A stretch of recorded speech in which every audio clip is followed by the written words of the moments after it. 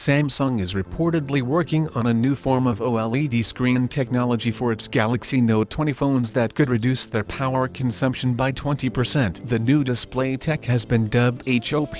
which stands for Hybrid Oxide and Polycrystalline Silicon, reported the ELEC, and it a combination of existing, if not widespread screen tech, merging low-temperature polycrystalline oxide and polycrystalline silicon. LTPO screens have already been used in the likes of the Apple Watch Series 5 inches in order to extract as much battery life out of the smartwatch as possible, but they yet to make it over to mainstream smartphones. However, leaks around the display on the Galaxy Note 20 phones, specifically the Galaxy Note 20 Ultra, suggest that they will spearhead the addition of LTPO screens. Now, this latest report indicates the Samsung is building new screen tech using LTPO as a foundation, which could suggest that both Note 20 phones will get a next-generation OLED display as a means for Samsung to show off its screen prowess. With HOP displays and LTPO tech, the refresh rate of the scenes can change on the fly rather than need to be manually changed in a phone settings. For example,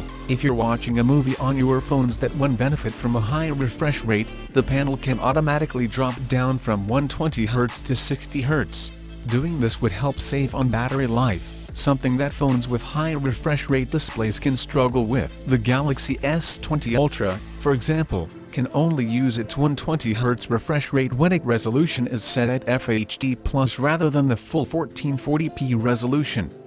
This is done to ensure the phone does not chew through battery life. Phones like the OnePlus 8 Pro and Oppo Find X2 Pro can use their maximum resolution at 120Hz and adjust the refresh rate dynamically, but they use extra hardware to achieve this, whereas the Galaxy S20 phones rely on software and require a user to manually set the refresh rate. The higher-end iPhone 12 Pro models are also expected to sport 120Hz displays with variable refresh rates, so this upgrade would allow the Note 20 to keep up with its biggest competitor without sacrificing much battery life. With the HOP display, the Galaxy Note 20 could sport such dynamic refresh rates without the need for additional hardware components. In addition to reduced power consumption, this would avoid the need to place any extra components between the phone's graphic accelerator and display controller, which could help keep the phone's thickness down. One of the more impressive elements of the Galaxy Note 10 Plus was just how slim it is for such a large phone,